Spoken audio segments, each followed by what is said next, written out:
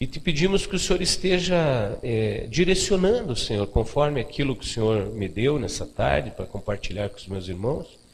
Que o Senhor esteja direcionando, Senhor, aos corações desses que aqui estão e aqueles que possivelmente estarão me ouvindo lá nos Estados Unidos, quando compartilharmos do áudio, que verdadeiramente a Tua vontade se cumpra.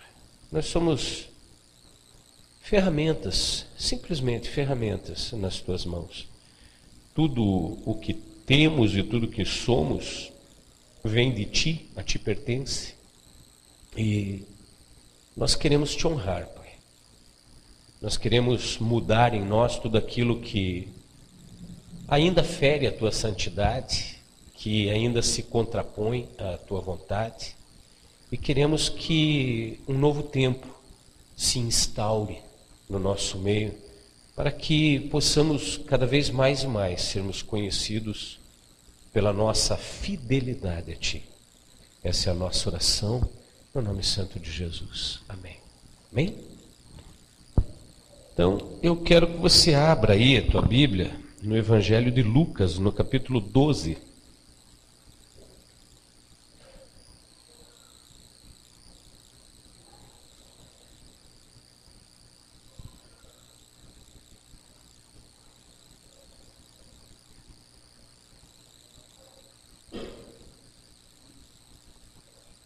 Amém? Já achou aí? Lucas 12?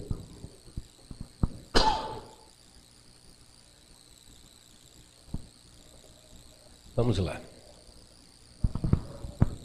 Minha Bíblia diz assim, capítulo 12, verso 1 de Lucas. Enquanto isso, uma multidão de milhares de pessoas aglomerava-se a ponto de pisotearem umas às outras. Foi quando Jesus começou a ensinar primeiramente aos discípulos, prevenindo-os: acautelai-vos com o fermento dos fariseus, que é a hipocrisia. Pois não existe nada escondido que não venha a ser revelado, ou oculto que não venha a ser conhecido.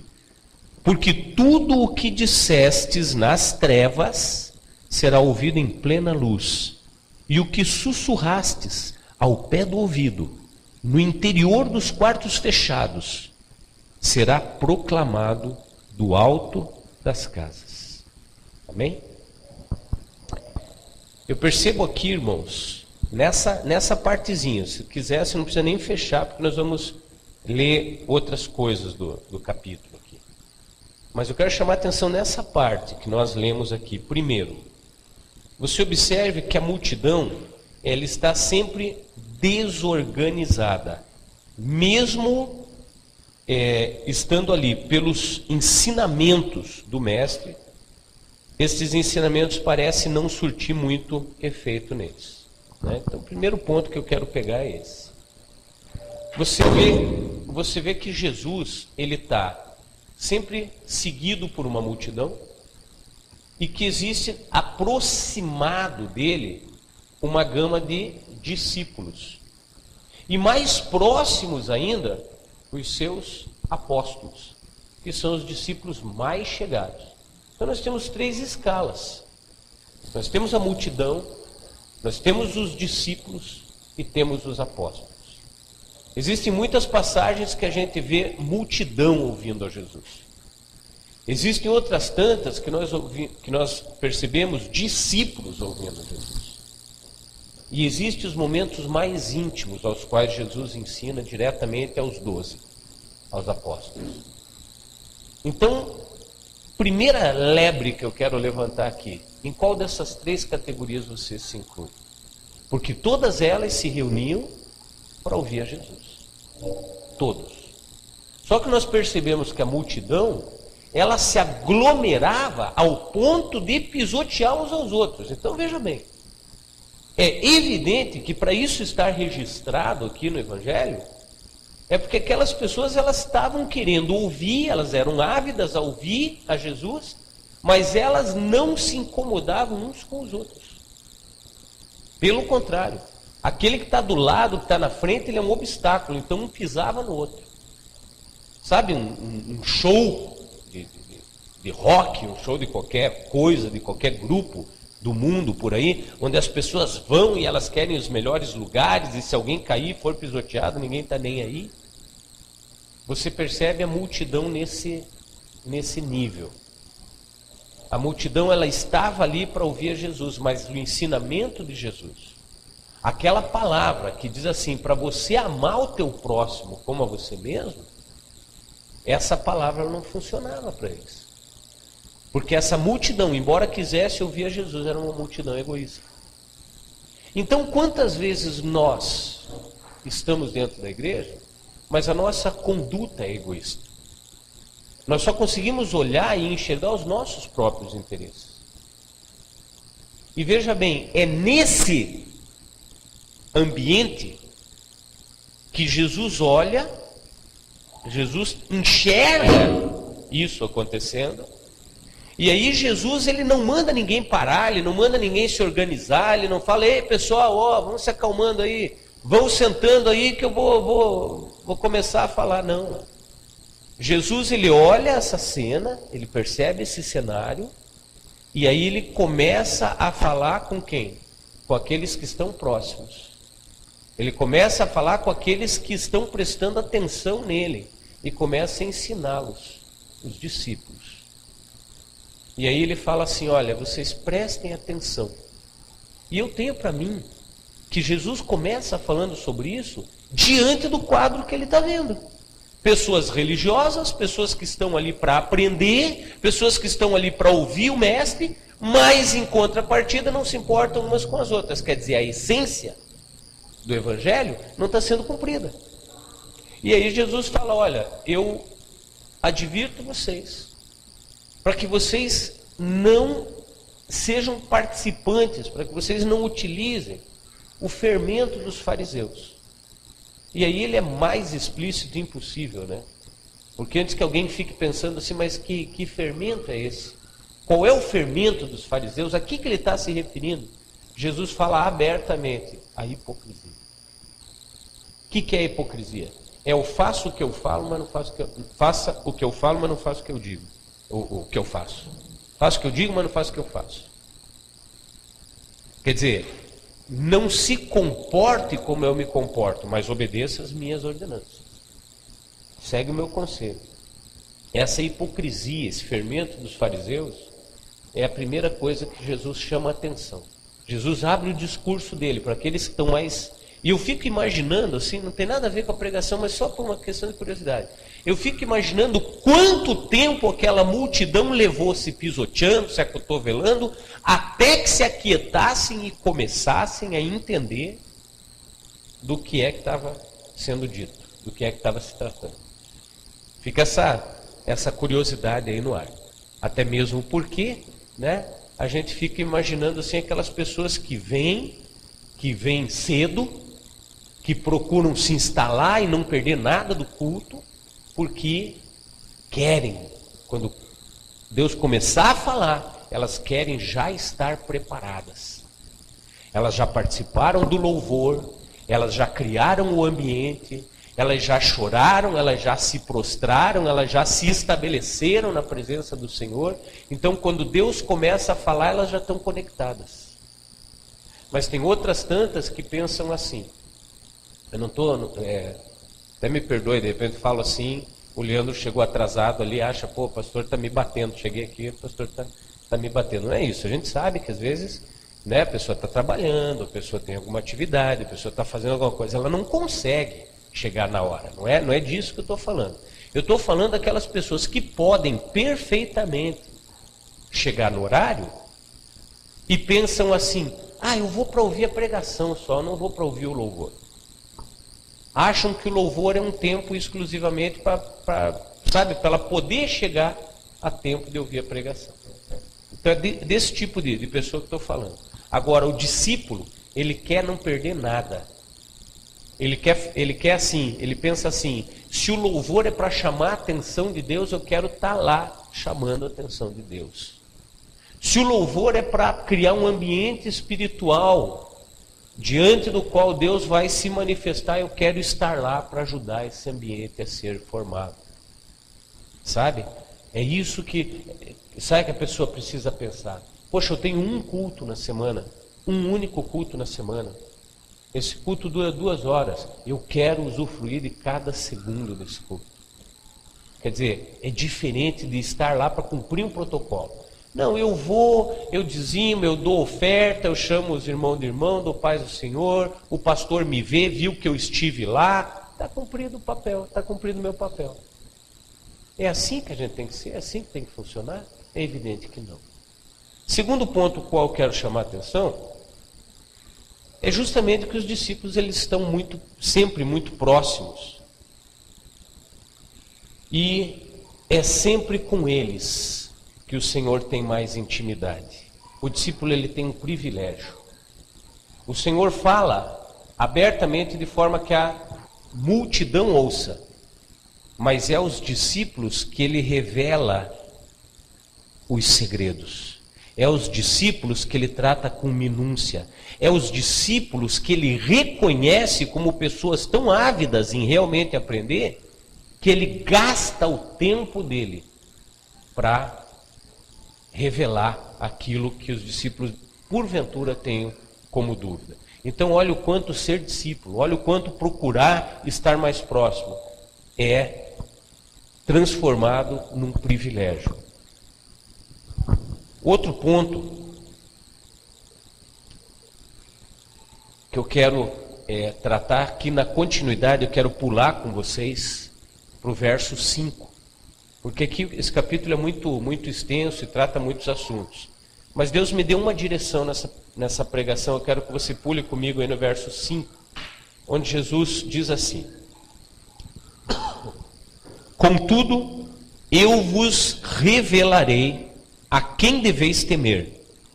Temei àquele que depois de matar o corpo tem poder para lançar a alma no inferno. Sim, eu vos afirmo, a esse deveis temer. Aqui eu vejo nitidamente Jesus mostrando que com Deus não se brinca.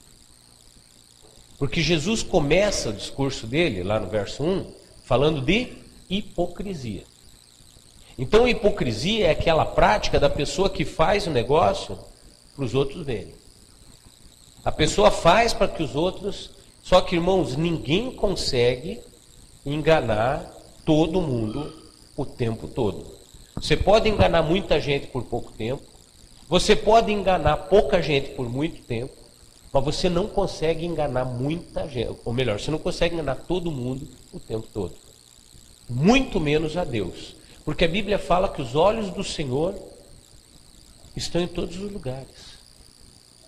Fala que os olhos do Senhor vagueiam pela terra, buscando os fiéis. Estes o servirão. Então, observe que essa questão faz com que a hipocrisia ela seja desmascarada.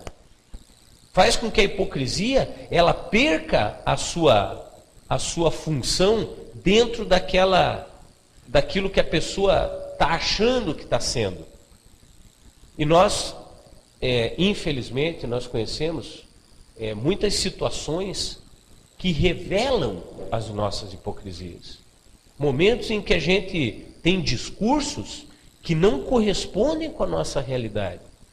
Coisas que nós fazemos que nós temos vergonha que as pessoas saibam. E sabe, irmãos, na verdade, nós temos que viver de uma forma que quando a gente se vê diante de uma situação, a gente pensa assim: se as pessoas soubessem que eu estou fazendo isso aqui, eu ia ter vergonha? Se a resposta é sim, então eu não devo fazer. É simples assim. É difícil? Não é difícil. É simples. Difícil é a gente segurar o impulso, né? Mas eu fico assim, boquiaberto, com o quanto as Escrituras nos mostram essas questões, porque Deus sabe que isso faz parte da nossa tendência humana. Você acha que eu estou aqui falando, apontando o dedo para vocês? Não, eu estou falando aqui a meu próprio respeito. Ou vocês acham que eu sou isento de hipocrisias? Não sou, irmãos. Muitas e muitas vezes já me senti hipócrita. Muitas e muitas vezes eu já olhei para mim mesmo assim e tive vergonha de mim mesmo. Agora, o que me compete fazer? Luta contra isso, cara. Melhora. Se torne alguém melhor. Você está vivo? Ainda dá tempo. Depois que morrer, se você morrer, não dá tempo mais. Porque a salvação é em vida. Agora, se você ainda está vivo e as coisas estão acontecendo, que você não está se agradando de você mesmo, tenta mudar. Se esforce, faz um esforço, dia após dia. No mesmo Evangelho de Lucas, capítulo 6, Jesus fala assim: você quer ser meu discípulo? Negue a você mesmo. Pegue a sua cruz a cada dia e me siga. Pô, o que Jesus está falando? É diário, entendeu? Não é uma coisa assim, eu me tornei, nesse momento eu me tornei crente e agora as coisas vão ser diferentes. Não é assim que funciona. Tem muito crente bom, tem muito homem e mulher de Deus, muitas pessoas de caráter, muitas pessoas admiráveis, muitas pessoas respeitáveis, que têm as suas hipocrisias. O que nós precisamos é lutar contra elas e nos tornarmos melhor. Aquela passagem que fala assim que as coisas velhas já passaram e tudo se fez novo, se você for olhar no original, aquilo ali está no gerúndio. Sabe o que isso quer dizer? Quem conhece bem português sabe. Gerúndio é aquilo que está acontecendo. Então o certo da tradução é: todas as coisas velhas já passaram, tudo está se fazendo novo. Quer dizer, é um processo. O processo de eu seguir a Jesus é diário. E como eu falei, a própria palavra diz, é processo. E eu já falei aqui quantas vezes, quando Jesus se refere a Ele mesmo como sendo um caminho. Eu sou o caminho, a verdade e a vida. Ninguém vem ao Pai senão por mim. Se Jesus falasse, eu sou a porta, a verdade e a vida. Ninguém entra na presença do Pai senão por mim. Seria bonito, não seria? Seria legal, teria uma força assim, né? Da mesma forma, seria uma coisa bacana de você verbalizar, de você ler uma frase, um ditado, uma afirmação muito forte. Eu sou a porta, a verdade e a vida. Ninguém entra na presença do Pai senão por mim. Legal, perfeito. Mas ele não usa esse termo porta, ele usa o termo caminho. E porta é uma coisa que você entrou, está dentro, mas caminho é uma coisa que é feita para ser percorrida. E esse percorrer, eu sinto muito informar você, mas ele dura a vida inteira. Porque Jesus fala assim, aquele que perseverar até o fim será salvo. Quer dizer, você pode trilhar o caminho. Se no meio do caminho, se no fim do caminho, se faltando 10 passos, 2 passos, para você chegar lá, você desistir de trilhar, você ficou no caminho. Você não adentrou. Percebe isso, Rafa? Quer dizer, caminho, para você chegar lá, você tem que concluí-lo completamente. Nós chegamos lá no Grand Canyon, nós fomos trilhando um caminho. Chegou um momento, irmãos, esse caminho era 4 quilômetros. Eu não tinha levado tênis. Então eu estava de bota. A pastora Leide falou que estava eu e a Lara Croft, do Tomb Raider, lá, de bermuda e bota. Coisa mais lindinha. Desculpem, tossi no microfone. Nós andamos uma boa parte desse caminho, e chegou uma hora, sabe, você já começa, é tudo muito lindo, é tudo muito bonito. Tem alguns aí que viram, né, foto minha dando água para o esquilinho na boca da garrafa, assim. Vem um esquilinho perto de mim, assim, eu peguei a garrafa, assim, ele acha que está acostumado. Quando eu abri a garrafa, assim, ele ficou de pé e ergueu os bracinhos. Aí eu agachei, tem foto disso. Daí a pastora falou, eu também quero. Daí eu mudei, dei a garrafa na mão dela, ele ficou tomando na mão dela. E eu pus a garrafa assim, ele pegou as mãozinhas assim no gargalo da garrafa e começou a tomar água na garrafa, Betinho. Tem a foto para provar, é a coisa mais lindinha. As gaivotas na praia, em Ana Maria, lá perto de Miami, a gente segurava o salgadinho assim, As gaivotas vinham assim, parecia um beija-flor assim, pegava o salgadinho da mão. Lindo. Eu quero ter um momento assim, de repente a gente até se reúne na igreja, para a gente projetar aqui as fotos, os vídeos, e a gente ir explicando para vocês o que foi, aquilo em qual momento, o que aconteceu naquele dia e tal, que eu tenho certeza que vocês vão curtir. Mas o que eu quero dizer? Que chega uma hora que a gente estava cansado. Eu de bota, chegou uma hora que eu estava já pedindo arrego. Só que sabe qual era a boa notícia? Que ou eu tinha que voltar mais da metade do caminho, porque eu já estava num ponto que não tinha retorno, ou eu tinha que ir até o fim para poder pegar o ônibus que nos levava de volta para o estacionamento. Você entendeu? Não podia falar assim, estou cansado agora, chama os bombeiros, helicóptero para vir me buscar aqui. Não tinha ninguém para carregar o velho nas costas lá, entendeu? Até a estação lá onde o ônibus vinha, pegava a gente e trazia de volta. Então você entrou nesse caminho, você tem que ir até o ponto lá onde o ônibus vai te pegar e te trazer de volta. E Jesus é assim. Você entrou nesse caminho, você não tem como desistir. Quer dizer, você até pode desistir, mas você vai ficar ali. Você não vai chegar no objetivo. Sabe, irmãos? Isso é uma coisa muito séria. Jesus aqui ele está nos mostrando que com Deus não se brinca. Muitas vezes a gente usa de hipocrisia, a gente usa de mentira para resolver uma situação imediata, ou para impressionar um chefe, ou para se livrar de um problema. Né? Eu tenho medo dessa... Quem foi que estava falando para nós isso? A Cris, né? Estava falando lá nos Estados Unidos, ela falou assim, que eles estavam ouvindo uma pregação, se não me engano, do R.R. Soares. Não, essa é do R.R. porque eles ouviram lá na Graça. Eu lembro dela falando que era do R.R. Soares. Que ele falou assim, é melhor você ficar vermelho num momento do que você ficar amarelo o resto da vida. Interessante, né? Às vezes é preferível você passar vergonha ali naquele momento falando a verdade, do que você passar o resto da vida meio acovardado, para que as pessoas não descubram aquilo que você fez. Eu achei interessante isso. E Jesus está falando sobre isso aqui. Quando ele fala, olha, tenha medo daquele que além de matar o corpo, pode lançar a alma no inferno. Dá mais um pulinho aí para o verso 11. Diz assim: quando vos levarem forçados às sinagogas e perante governantes e autoridades, não vos preocupeis quanto à maneira que deveis responder, nem tampouco quanto ao que tiverdes de falar. Eu não estou dizendo que você vai ser levado forçado diante de uma liderança para que você fale a respeito do Senhor. Jesus está falando aqui porque ele estava falando para discípulos judeus que iam ter que apregoar algo que se contrapunha à hipocrisia que os fariseus, que os religiosos da época viviam. E ele está falando o seguinte: se vocês forem fiéis, é isso que ele está falando. Se vocês forem fiéis, não se preocupem.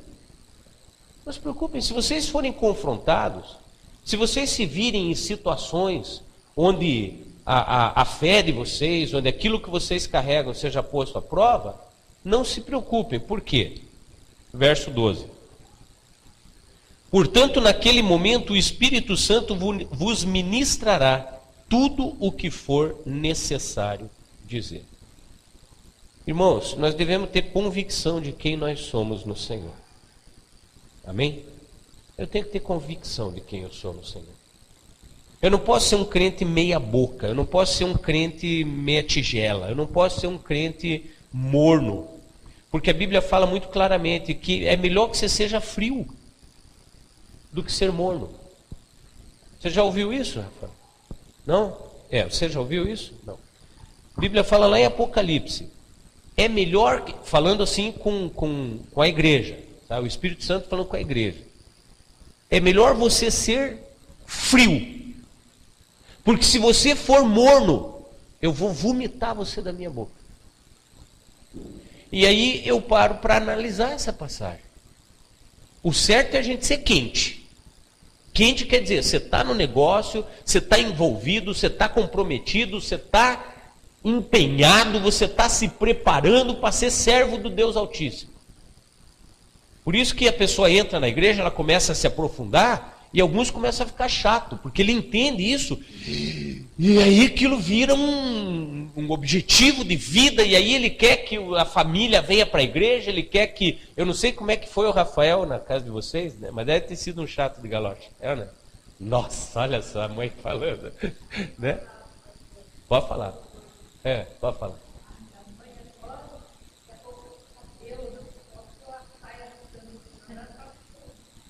Os dois, né? Mas Deus é fiel, né, irmã? Aí, ó, né? Então, você veja só. O crente, quando ele se converte, ele quer trazer as pessoas. Ele quer, porque ele entendeu algo que os outros não têm. É que nem quando você assiste um filme, eu que sou cinéfilo, quando você assiste um filme muito legal, e você quer que todo mundo assista aquele filme. O filme faz a diferença, o filme é bom. E aí, o certo é você ser quente. Mas, olha só, a profundidade disso. É melhor que você seja frio. É melhor que você nem vá na igreja. É melhor que você nem aprenda. É melhor que você nem fique sabendo de quem é Jesus, a respeito de quem é Jesus. É melhor que você nem conheça a vontade de Deus. É melhor que, é melhor que você viva alheio a isso aí. Porque se você entrar e você for meia boca, se você entrar e você for um hipócrita, se você entrar e você tiver um discurso que não corresponda com o teu comportamento, Jesus fala claramente, eu vou vomitar você na minha boca. É muito forte isso aí. Quer dizer, ou você é ou você não é. Você não tem como viver um meio termo. Você não tem como ser uma pessoa pela metade aos olhos do Senhor. Mas quando você tem convicção de quem você é no Senhor,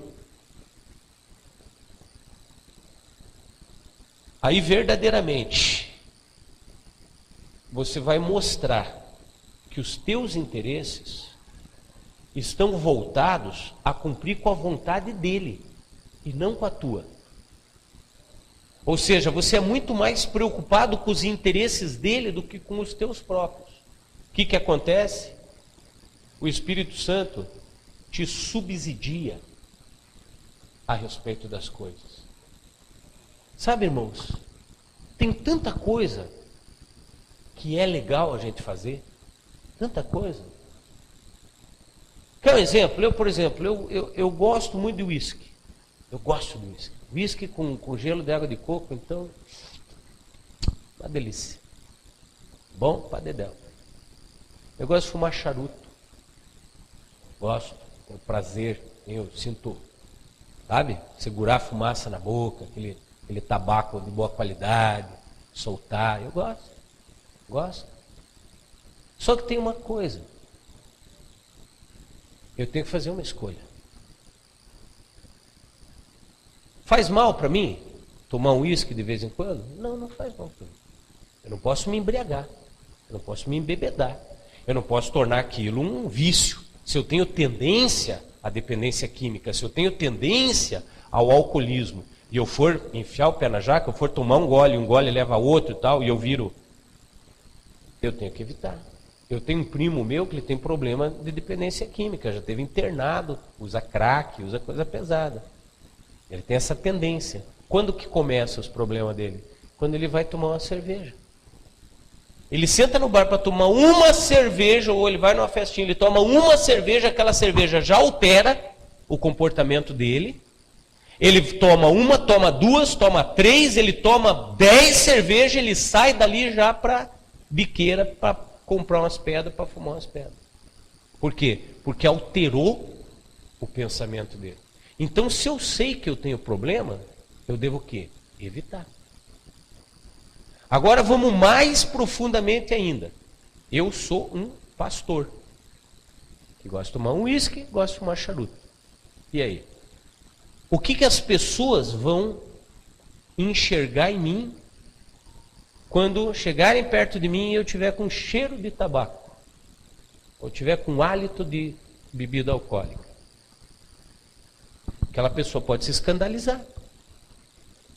Aí alguém pode dizer assim, mas pastor, não tem nada a ver. Você não estava bêbado, você não estava fazendo mal a ninguém, né? Não tem problema nenhum. Mas outras pessoas podem se escandalizar. Podem pensar, nossa, senti cheiro de bebida, cheiro de tabaco, um pastor, que coisa mais inadequada. Que coisa, por quê? Porque eu fui chamado para ser um exemplo. E se o meu exemplo estiver conduzindo as pessoas a um escândalo? Se o meu exemplo estiver conduzindo as pessoas a uma atitude assim que leve as pessoas a perderem a credibilidade daquilo que eu falo. Se as pessoas começarem a encontrar no meu comportamento algo reprovável, eu estou indo contra o que está escrito em 2 Timóteo, capítulo 2, verso 15, que diz assim: procura apresentar-te a Deus como obreiro preparado, que não tem do que se envergonhar e maneja bem a palavra da verdade. Então eu tenho que parar para pensar exatamente o seguinte. Quando Paulo fala sobre alimento, Paulo fala, olha, você pode comer qualquer carne. Tudo que se encontra no açougue foi Deus que fez. E você pode orar, consagrar. Não é isso que está escrito? Não? Está escrito isso. Posso comer qualquer carne. Posso comer carne de porco? Posso. Gosto de carne de porco, de bacon, de presunto, de feijoada, eu gosto. Posso comer? Posso. Só que Paulo está falando para judeus convertidos. E o judeu ele tem a comida kasher, ou kosher, né? Que é uma comida que elimina alguns elementos, inclusive carne de porco. Aí Paulo está falando assim, você tem a liberdade de comer. Mas se o fato de você usar a tua liberdade para comer aquilo vai escandalizar o irmão que é mais frágil, que é mais religioso, que é mais recatado, poxa, você vai estar pecando. Então não use da tua liberdade para agredir os outros, para fazer os outros ficarem pensando mal a teu respeito. Você consegue entender isso? Então isso quer dizer o quê? Paulo conclui isso falando, todas as coisas me são lícitas. Eu posso fazer. Eu posso tomar meu uísque, eu posso fumar meu charuto. Mas ele fala assim, mas nem todas as coisas me convêm. Nem todas as coisas edificam. Também está escrito que é importante que os escândalos aconteçam. Porém, ai daqueles por quem o escândalo vier. Então, irmão, se eu quero ser um crente 100% e não um crente 50%, eu tenho que fazer o que Jesus fala. Abrir mão da minha vontade, abrir mão muitas vezes daquilo que me dá prazer, pelo simples fato de não escandalizar os outros. Pastor, então não pode fazer? É com você e Deus. É você e Deus. Ah, pastor, tá, os meninos lá fumam narguile, eu também já sentei com eles fumar narguile. Aí causa toda uma polêmica. Todo mundo, mas o que tal. Então o que eu faço? Vou evitar. Se isso vai gerar falatório, se isso vai gerar que alguém pense mal, se isso vai gerar que aquilo, né, vai gerar nas pessoas, nossa, me senti ofendido, eu sei que não tem problema. Não tem problema nenhum. Mas se eu vou causar problema na cabeça de alguém, imediatamente eu revejo e eu penso assim, o que é mais importante para mim? É eu sentar, fumar meu charuto, tomar meu uísque? Ou é eu manter as pessoas olhando para mim como alguém íntegro, que não tem do que ser reprimido, do que ser reprimido não, do que ser, me fugiu a palavra agora, do que ser repreendido. Você entendeu? Você entende, Rafa? É uma escolha. Não é uma coisa, mas minha religião não permite. Não, minha religião permite sim. Não está escrito, Jesus não fala para não beber. Ele fala para não me embriagar. Percebe a diferença? Minha religião permite tudo. Paulo, que é o maior intérprete da minha religião, ele fala, todas as coisas me são lícitas. Primeiro, não me deixarei dominar por nenhuma delas. Nem todas me edificam, nem todas me convêm. Então eu uso a minha liberdade, a minha inteligência para fazer uma escolha. Eu posso fazer isso aqui? Posso. Convém? Edifica? Vai ser uma coisa que vai... Não, então para que eu vou fazer? Então eu tenho que rever os meus conceitos. E vocês sabem, melhor do que ninguém, porque já me ouviram falar isso aqui centenas de vezes, que eu não tenho vergonha de mudar de opinião. Eu não tenho vergonha de mudar de comportamento. Porque é sinal que eu pensei, revisei, avaliei e cheguei a uma conclusão. Vale a pena ou não vale? Causa mais problema do que prazer. Causa mais confusão do que estabilidade. Então eu vou usar a minha liberdade para abrir mão daquilo e não me incomodar, evitar fadiga. Entendeu? Porque é assim, quando você sabe quem você é no Senhor e você passa a tornar os interesses dele acima dos teus próprios interesses, o que você precisar, Deus simplesmente subsidia. Porque Deus olha para você e fala assim: meu filho, eu estou ligado que você tem aberto mão de um monte de coisa que você gosta, pelo simples fato de não causar escândalo entre os teus irmãos. Então, eu estou vendo isso aí. Os olhos de Deus estão em todos os lugares. Eu estou vendo isso aí. É isso que você quer? Tá. Eu vou fazer 52 anos em setembro. Quer dizer, daqui a pouco eu vou fazer 52 anos. Aos 50 anos de idade, eu abri mão de um sonho. Eu concluí assim: bom, eu estou com 52 anos, meu salário é tal, eu tenho isso para fazer ainda na minha vida.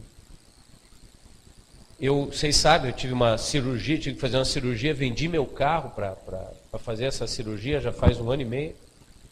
Até hoje eu não tive dinheiro para comprar outro carro, né, só com a minha moto. E tenho que comprar o carro, tenho que reformar a minha casa, tenho que fazer um monte de coisa. Então eu comecei a pôr na ponta do lápis as coisas. Meu salário é tal. Concluindo, ir para os Estados Unidos, fazer a Rota 66 sentado numa Harley, não me cabe, não me compete. É um sonho que eu tenho que pegar lá na listinha e entreguei para o Senhor. Falei: ó, Senhor, eu entendi. Mas eu vou me apegar ao fato de que o que os olhos não viram, o que os ouvidos não ouviram, nem subiu ao coração do homem, está reservado para aqueles que o amam. Então eu sei que um dia o Senhor vai me colocar algo lá na vida eterna, que eu vou olhar e vou falar assim: puxa, a Rota 66 não é nada perto disso que Deus me deu. Então eu opto por viver a vontade do Senhor e abrir mão dos meus sonhos. Faz tempo até que eu não canto isso, né? Abro mão dos meus sonhos, do que a vida me deu. Digo sim pro teu reino e não pro meu eu. Escolhi, né? Escolhi sonhar os sonhos. Escolhi sonhar os sonhos de Deus. Eu escolhi sonhar os sonhos de Deus. Mesmo que isso represente abrir mão dos meus próprios. Mas Deus é Deus. O que Deus fez? Deus olhou, Ele é Pai. Natan faz cada presepada, eu olho para ele e falo: mas é meu filho. Eu perdoo, eu acolho, eu trago de volta, eu trato, eu resolvo o problema. É meu filho, o que eu não vou fazer por esse menino? Deus é um pai infinitamente melhor do que eu. Deus olha para mim e fala: ah, coitadinho, tadinho dele, tá carequinha já, barbinha tá branca, daqui a pouco o ciático não vai deixar mais ele pilotar longas distâncias, né? Ele já está naquela fase assim que ele pilota muito, a mão começa a amortecer, dói o lombar, dói o ciático, né? Se esperar mais um pouquinho não vai dar. Então eu vou dar um jeito de botar esse menino, para Deus, né? Menino, em cima de uma Harley fazendo a Rota 66. E eu entendi perfeitamente isso, e é por isso que metade da rota eu fiz deixando minhas lágrimas escorrendo lá. Porque Deus, Ele conhece o teu coração, Ele conhece o que você anseia. Quando você abre mão de coisas que são importantes para você, para fazer coisas que são importantes para Ele, eu quero dizer para você uma grata notícia, te dar uma grata notícia. Ele nunca vai ser vencido no quesito dar. Qualquer coisa que você pegue tu e que você dê para ele, ele não vai se dar por vencido. Ele não vai falar assim, ó, Gisele, você me venceu, viu? Você me deu mais do que eu posso te dar. Nunca Deus vai ser capaz de fazer isso. Deus sempre ele vai olhar e vai falar, filho, se preocupa não. Eu sei o que você quer, o que você precisa. A Bíblia fala que antes de nós abrirmos a boca, ele já sabe o que nós precisamos. E ele nos dá, porque ele conhece o nosso coração. Ah, pastor, mas é uma coisa tão idiota, você está falando aí de fazer a Rota 66 numa Harley. Irmãos, para um motociclista velho que nem eu, isso significa muito. E Deus me deu um dos maiores sonhos que eu tinha na minha vida material. Eu não sou um cara presunçoso, eu não sou um cara que exija muito da vida, eu não sou um cara ganancioso. Meu gosto é simples, meus desejos são simples.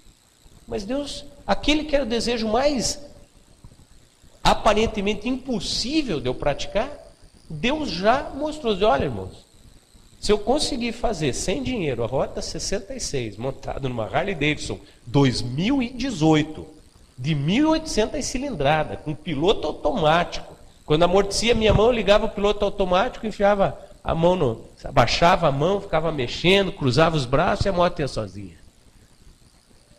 Quer dizer, Deus ele vai muito além, né? Deus ele vai muito além do que você espera. Porque ele é Deus. Então não tenha medo de abrir mão, de deixar fazer coisas que são legais, pelo simples fato de querer agradar a Deus. Porque ele olha e não deixa passar batido. Verso 35.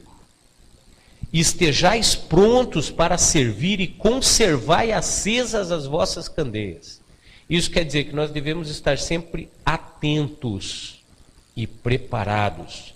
Verso 36 ele explica: sede vós semelhantes aos servos, quando esperam seu senhor voltar de um banquete de casamento, para que, assim que chegar e anunciar-se, possais abrir-lhe a porta sem demora.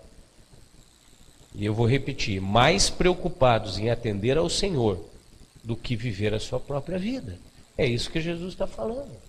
Sejam como aquele servo, que ele não vai dormir e cair num sono pesado. Daí o Senhor chega de uma festa, bate no portão lá, que era muito normal, né? Aquelas casas grandes, aquelas ricas, tinha aqueles muros altos, portão fechado, e no portão um negócio chamado aldrava, que é uma armação de bronze, que o cara pega assim na dobradiça, ele pega e faz assim, bem, bem, bem. Já viu? Já deve ter visto em filme, né? Aquilo chama aldrava. Aí o Senhor chega e bate aldrava, pam, pam, pam. O servo atento já corre. O Senhor bate uma vez lá, o servo já corre lá e já abre a porta para o Senhor entrar. Por quê? Porque ele sabe que o Senhor está lá fora. Em algum momento o Senhor vai chegar. Como que ele vai conseguir?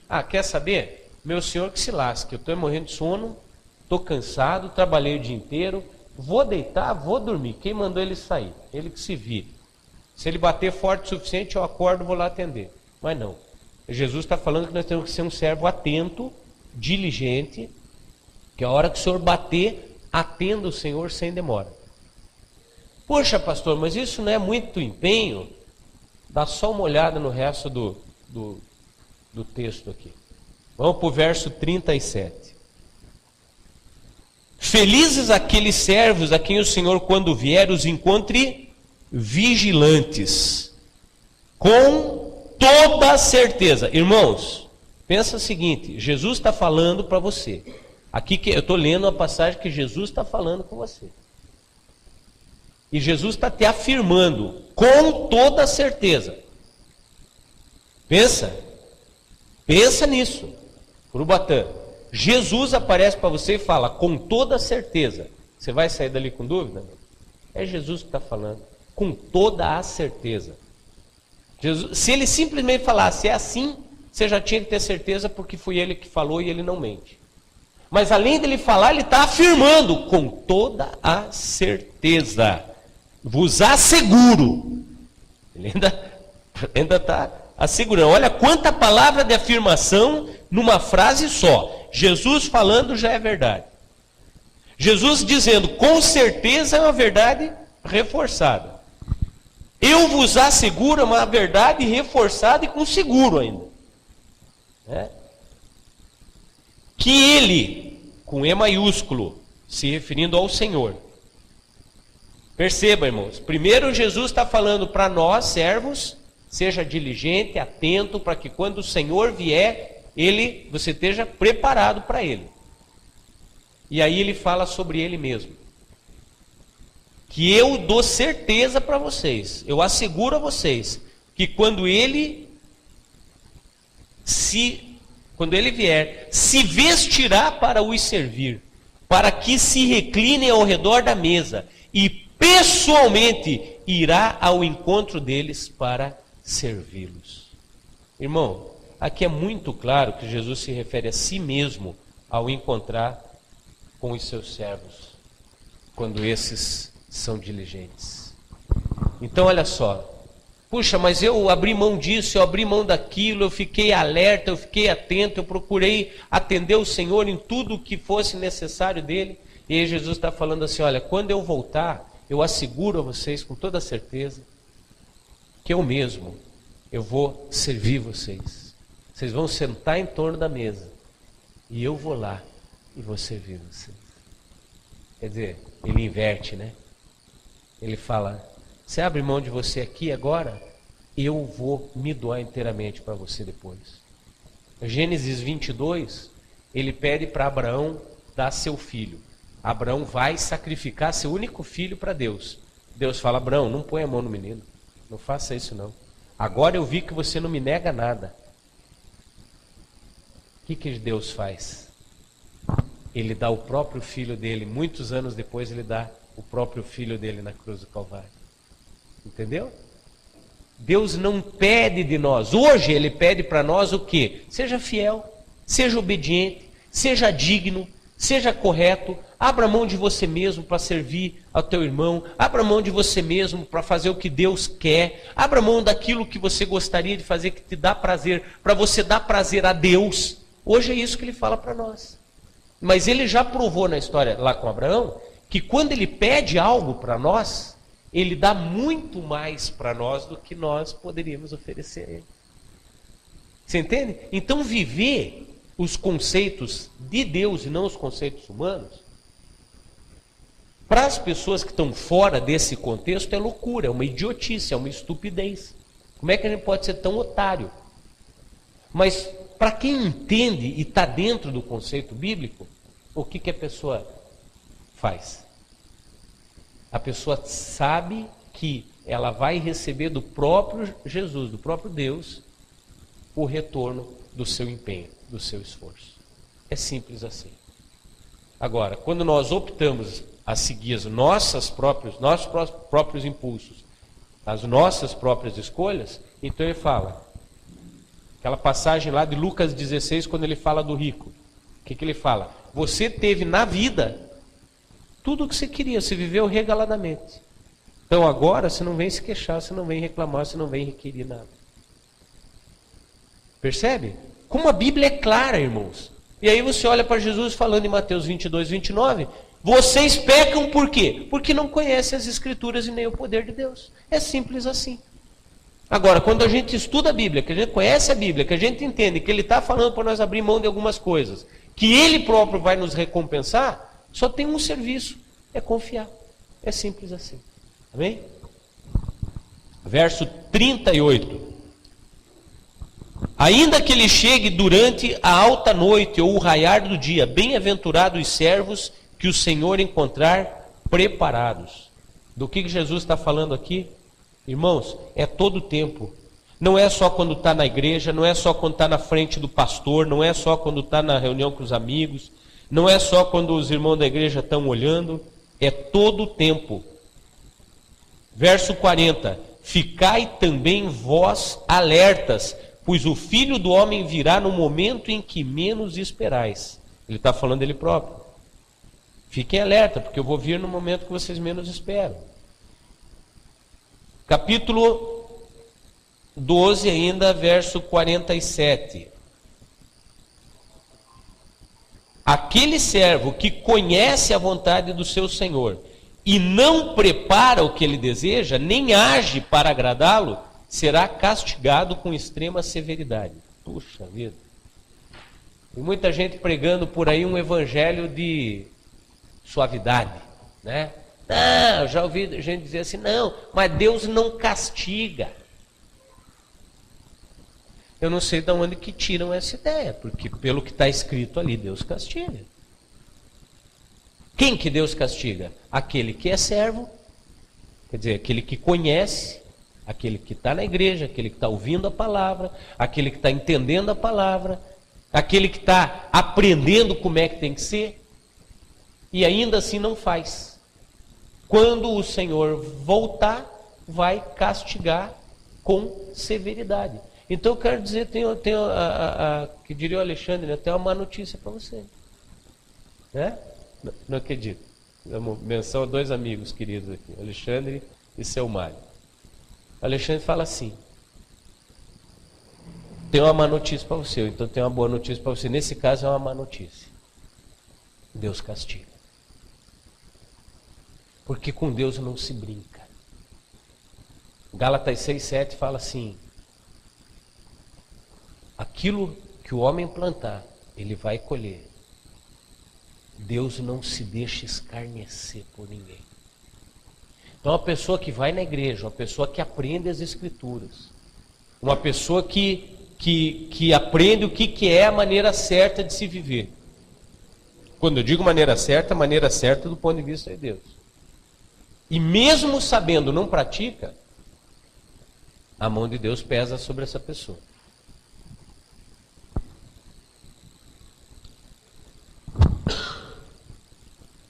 Eu vou dizer para vocês uma coisa, meus irmãos. Vocês sabem que eu sou pastor há 21 anos, desses 21 faz 10 que eu prego a restauração. Quando eu entendi a restauração, que eu abracei a ideia da restauração, e com a ótica da restauração, vamos pôr assim, com os óculos da restauração, eu olhei para esse texto, eu fiquei com medo. Por quê? Porque eu entendi que nós precisamos restaurar. Porque eu entendi que a única coisa que falta hoje para Jesus voltar é a nossa reunião com o povo judeu.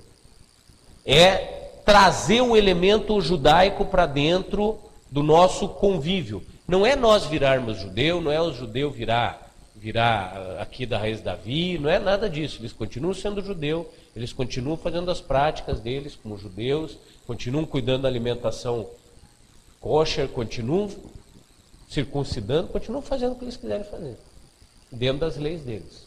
Mas o que eles precisam é entender que Yeshua é o Mashiach, que Jesus é o Messias.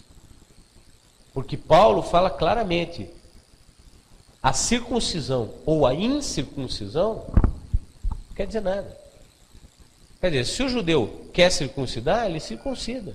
Se nós que não somos judeus não queremos circuncidar, nós não circuncidamos. O que é importante então? Obedecer os mandamentos. É isso que Paulo fala. Ele está dizendo, ser judeu ou não ser judeu não quer dizer nada. O que quer dizer é você obedecer os mandamentos. Percebeu? E hoje, meus irmãos, a única coisa que falta para Jesus voltar é ele encontrar a noiva restaurada. É ele encontrar a parte judaica e a parte gentílica da igreja unidas. Nós fomos lá em Orlando, nós fomos numa sinagoga judaica lá, judaica messiânica, como fomos bem recebidos, né? Ficamos das 10 da manhã até as 3 da tarde na sinagoga.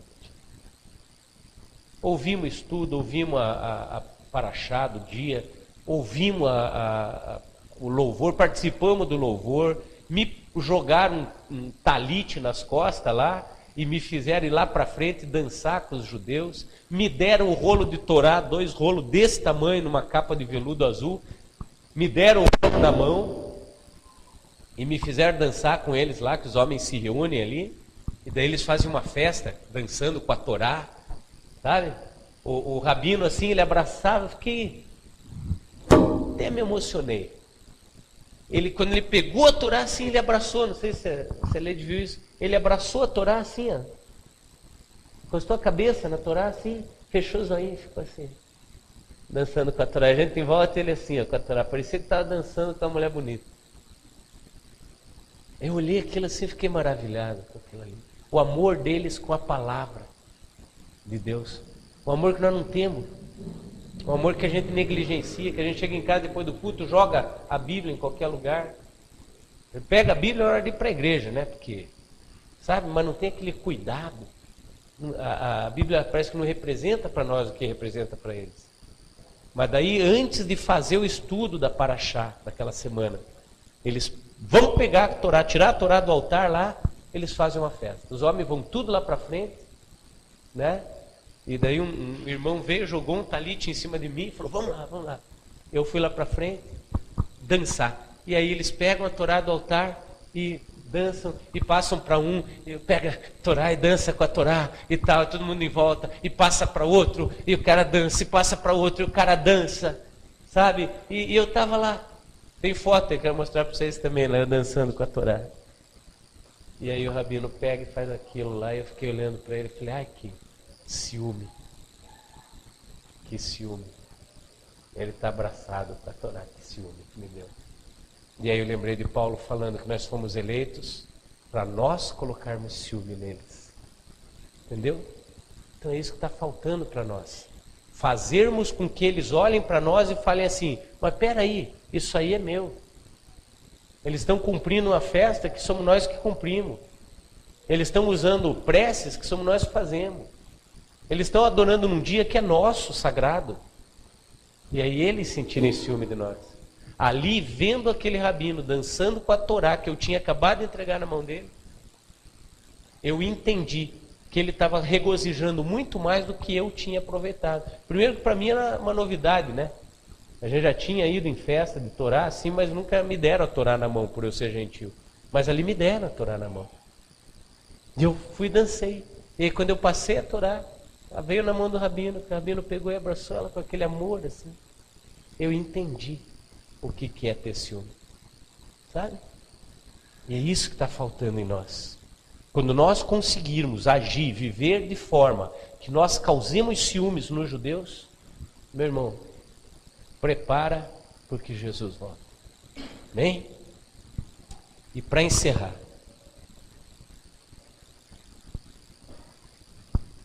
verso 48, parte B. A quem muito foi dado, muito será exigido. E a quem muito foi confiado, muito mais ainda será requerido. Quem tem ouvidos para ouvir, ouça o que o Espírito diz à igreja. E eu pergunto para você, Deus nos tem dado muito. Nós temos recebido muito. Nós temos recebido muito em estudo, nós temos recebido muito em palavra. E sabe o que acontece, irmãos? A gente está tão mal acostumado que a gente só vai perceber o quanto nós recebemos quando a gente sai daqui e vai para fora. A gente só vai receber o quanto nós temos, a gente só vai perceber o quanto nós temos recebido quando a gente faz um parâmetro de comparação. E eu cheguei nos Estados Unidos, vi um país tão bonito, tão abençoado, com pessoas tão honestas, tão decentes, vivendo a superficialidade do relacionamento com Deus. E em um certo momento a Leide falou assim, poxa vida, como o Brasil é privilegiado. Nós fomos na Disney, e sabe o que mais me chamou a atenção na Disney? Sabe o que mais me chamou a atenção na Disney, Betinho? Que as pessoas, para irem nos brinquedos, elas carregam suas crianças, né, seus filhos. E quando eu digo filho, filho do tamanho de Eduarda, sentado em carrinho. Por isso que o americano é gordo. Eles carregam as crianças, né, em carrinho, é uma fábrica de gordo, né? Os caras vão no Walmart com aqueles carrinhos elétricos, assim, desse tamanho de gordo. Aí larga e você fala, deve ter problema, deve ser aleijado, vai pegar uma cadeira de roda para ir embora. Não. Ele sai da cadeira de roda e vai andando normal. Quer dizer, é gordo porque não gosta de caminhar, não gosta de fazer exercício. E aí você vai lá, você vê essas crianças grandes sendo empurradas no carrinho de roda. Carrinho de bebê. Aí, olha só o que mais me impressionou lá na Disney. Na frente dos brinquedos tem os estacionamentos de carrinho de bebê. Aí a pessoa vai lá na montanha-russa com a criança, vai lá no trenzinho, vai lá não sei o quê, ela deixa o carrinho nesse estacionamento, livre assim, aberto, ninguém cuidando. E aí ela pega a mochila dela com a Minnie, que ela pagou $25, com a orelhinha de Mickey, com... Eu vi lá, irmãos, notebook junto com a mochila, do lado de fora da mochila, enfiado junto com o carrinho assim. E a pessoa larga, põe a mochila, as coisas no carrinho, encosta o carrinho ali, com mais 20, 30 carrinhos, e vai para o brinquedo. Fica lá 1 hora na fila, daí vai, brinca, né, faz o que o brinquedo se propõe, volta, e o carrinho está lá com o notebook, com a mochila, com tudo na mão, sem ninguém cuidando. Você vai na fila do mercado, Leandro, você olha assim aquela caminhonete que aqui no Brasil não custa menos de R$200 mil, parada, ligada. Você olha assim, a chave na ignição, a porta você abre, a porta está destrancada, com o ar-condicionado ligado, para que quando o cara saia do mercado, ele entre no carro fresquinho, porque o calor lá fora está terrível. Então ele deixa o carro funcionando, com o ar-condicionado ligado. Aquele que não tem o ar-condicionado, ele chega lá, o carro está aberto, com as janelas tudo abertas. Nós fomos na Disney Springs, com o Alexandre lá, e voltamos, o Alexandre tinha deixado esquecido o carro aberto. Ele tem uma caminhonete, uma Grand Caravan da Chrysler, que aqui também é 150, não sei, acho que o Leandro sabe mais do que eu, melhor. Por aí, né? 150 mil reais o carro dele lá. Aí ele chegou lá, falei, deixei o carro aberto. Aí estava lá, carregador de celular, GPS, bababá. Cris, acho que tinha deixado até a bolsa dentro do carro lá. O carro aberto, irmãos, no estacionamento ninguém mexeu. Isso foi o que mais me chamou a atenção. A cultura daquele povo. Você vai, você esquece na lanchonete teu celular, teu óculos em cima da mesa onde você comeu. Isso aconteceu com o colega lá que testemunhou, com o amigo que testemunhou. Foi trabalhar. Almoçou, foi trabalhar. No fim da tarde, foi procurar o celular. Cadê meu celular? Esqueci lá na lanchonete. Pessoal, já era, né? Voltou na lanchonete. Mas isso, horas, centenas de pessoas devem ter passado por aquela mesa. Tinha uma família sentada comendo na mesa. E o celular e o óculos estavam exatamente no mesmo lugar. A cultura não é vou pegar aqui e vou entregar para a gerência para que quando a pessoa voltar pergunte por... Não. A cultura é a pessoa largou aqui, ela vai voltar aqui para buscar. E vivem a superficialidade. Imagine se aprofundasse. Um povo carente, um povo que quando nós chegamos lá com aquilo que vocês já estão cansados de ouvir, ficaram loucos, né? Ficaram loucos. Pastor, uma frase que a Thalita falou, que me surpreendeu no primeiro dia que ela me ouviu falar. Ela falou, pastor, larga tudo e vem para cá ser nosso pastor. Né? Isso é bom demais. O que você tem é bom demais. Não deixa nós na mão aqui. Continua ensinando a gente. O Alexandre Noah, que é o presidente do Sons of Calvary lá, falou, Elcio, eu quero que você se comprometa comigo. Não para de me ensinar. Não me abandona aqui com isso que você me deu. Me ensine. Eu preciso mais. E às vezes nós estamos aqui, a gente fala assim, eu já estou sacudo de ouvir o pastor falar isso. Sabe, irmãos? A gente precisa despertar. Nós temos recebido muito, mas existe algo que a Bíblia está nos advertindo aqui. Muito vai ser cobrado de nós. E o que nós estamos fazendo com aquilo que nós temos recebido? Amém? Nós vamos participar da Santa Ceia agora. Quem que vai servir? Quero que venha aqui à frente. Ninguém vai servir a Santa Ceia? Santa Ceia está aqui. Eu quero que você pegue aí um pedaço da matzá. Eu quero que você pegue aí um copinho de vinho. E não coma. Aguarda que a gente consagre primeiro. Amém?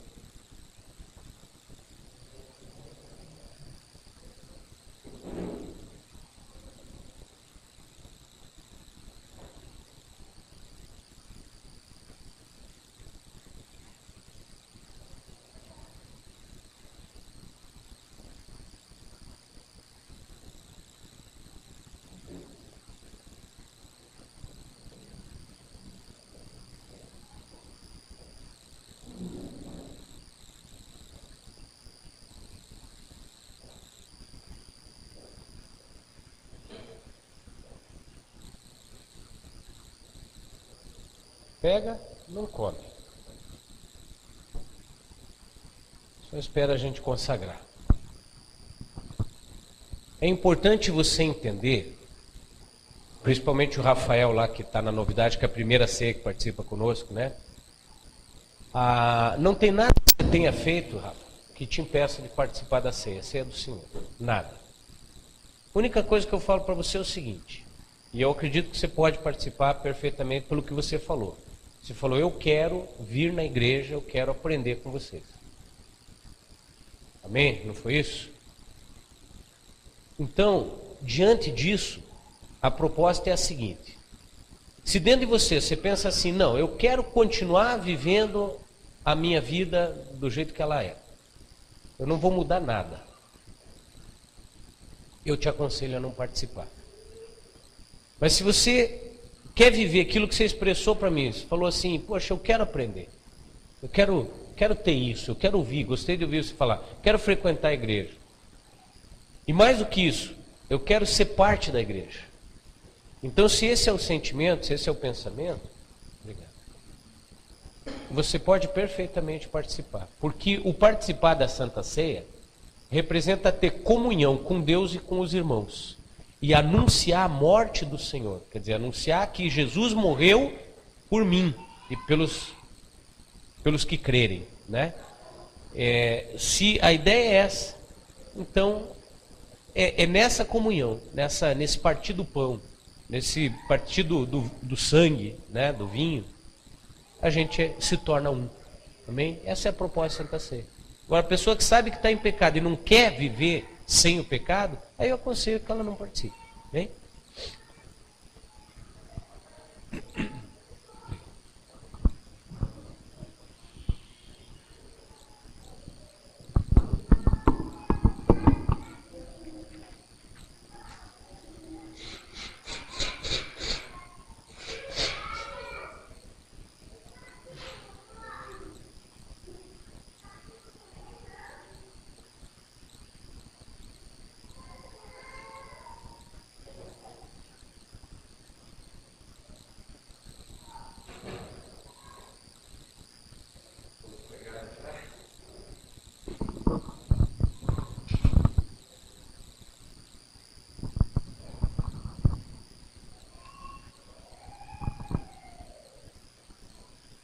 Em 1 Coríntios, capítulo 11, verso 23 e 24, diz assim: Pois eu recebi do Senhor o que também vos entreguei, que o Senhor Jesus, na noite em que foi traído, tomou o pão, e logo após haver dado graças, o partiu e disse: Isto é o meu corpo, que é dado por vós.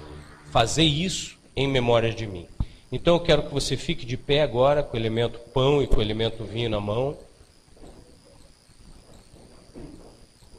Jesus partiu o pão e deu graças.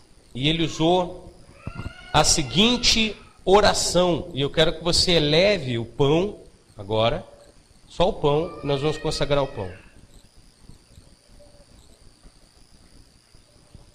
Baruch atah Adonai Eloheinu melech haolam hamotzi lehem min haaretz Bishem Yeshua, Hamashia, amém. Traduzindo, bendito sejas tu, Senhor, nosso Deus, Rei do Universo, que tiras o pão da terra em nome de Jesus, o Messias. Amém. Comei dele todos.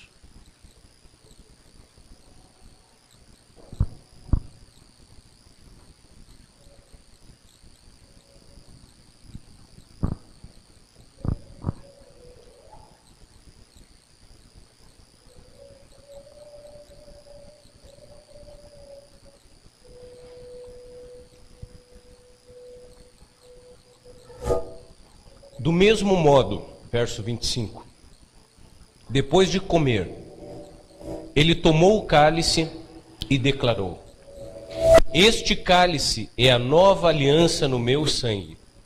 Fazei isso todas as vezes que o beberdes em memória de mim. Quero que você eleve agora o elemento vinho. E Jesus, quando deu graças, ele orou da seguinte maneira: Baruch atah Adonai Eloheinu melech haolam, borei pri hagafen, bishem Yeshua Hamashia. Amém. Bendito sejas tu, Senhor nosso Deus, Rei do Universo, que criaste o fruto da videira. Oramos em nome de Jesus, o Messias. Amém. Tomai dele todos.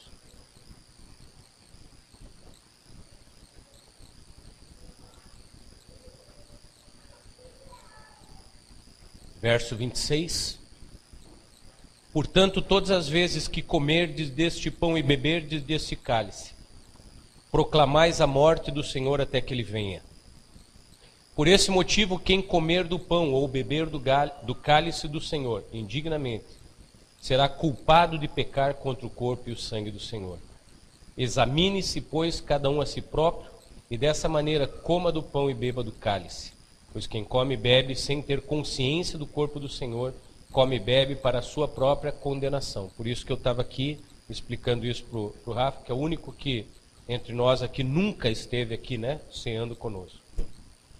Por essa razão, há entre vós muitos fracos e doentes e vários que já dormem. Contudo, se nós tivéssemos a cautela de julgar a nós mesmos, não seríamos condenados. No entanto, quando somos julgados pelo Senhor, estamos sendo corrigidos a fim de que não sejamos condenados juntamente com o mundo. Portanto, meus irmãos, quando vos reunirdes para comer a ceia, aguardai uns pelos outros. Amém? É isso que nós fazemos, é por isso que nós pedimos para que aguardem, para que a gente consagre, para que a gente coma junto. Amém?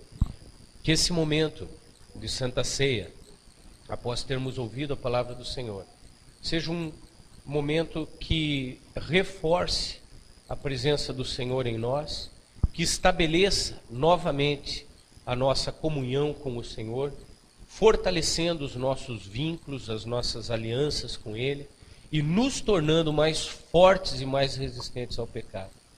Amém?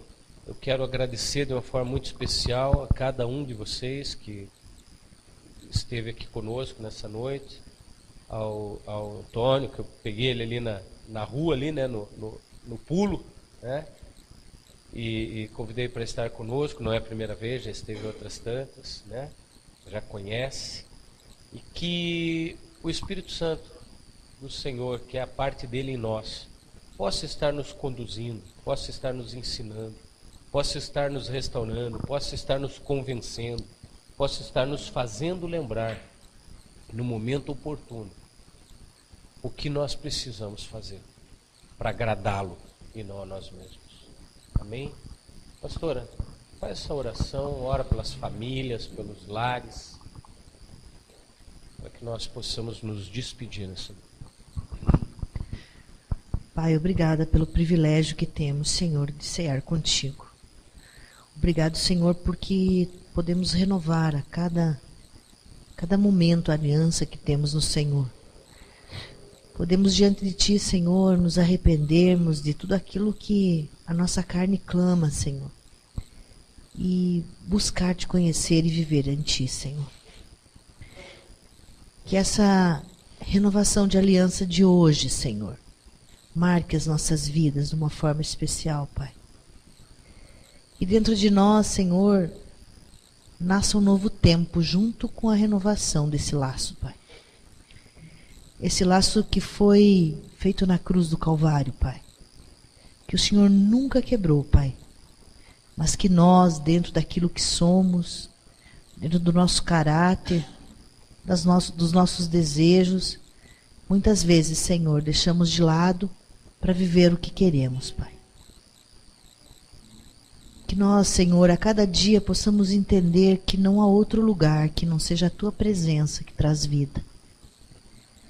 Que o mundo só oferece coisas pequenas, passageiras, que nos levam à morte, trazendo consequências terríveis, Senhor. Nós queremos nessa noite renovar contigo, Senhor, os votos de amor, de confiança, de fé.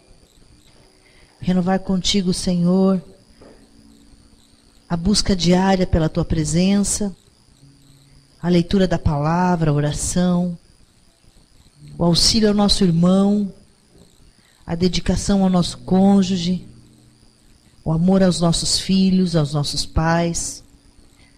Tudo aquilo que o Senhor veio nos ensinar na Tua palavra, Pai.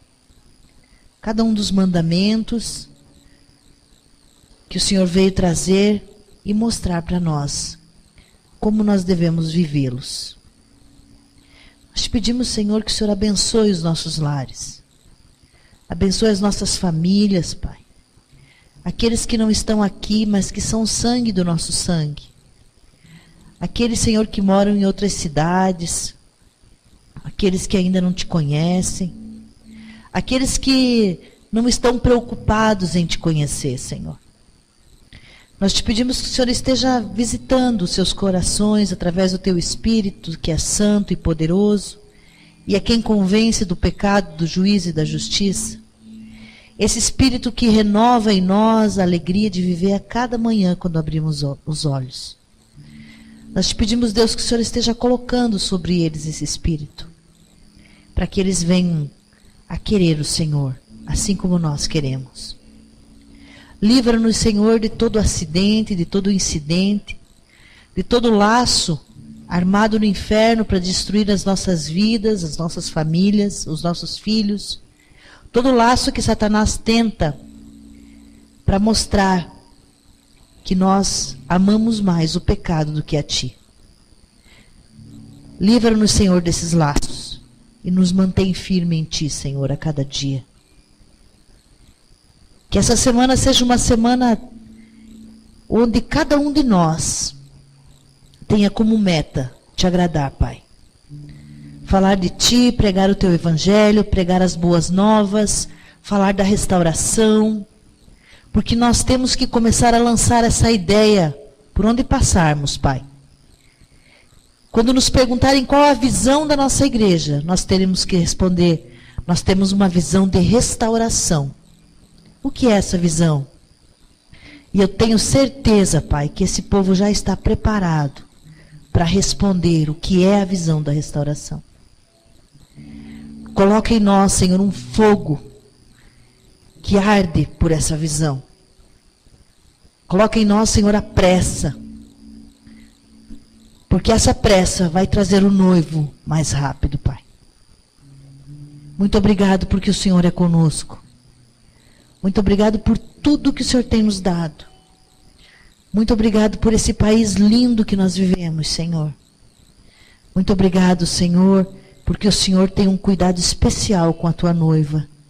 O Senhor tem cuidado de nós a cada dia. Nós Te agradecemos, Pai. Em nome de Yeshua. Amém.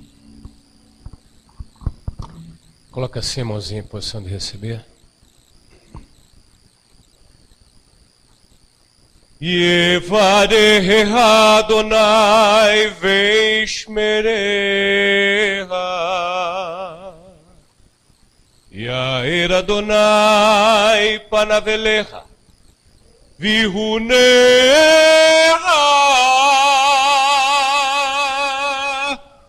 Isa Adonai panaveleha Venha Semleha Shalom.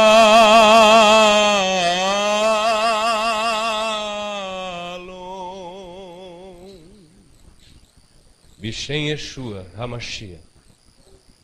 Amém.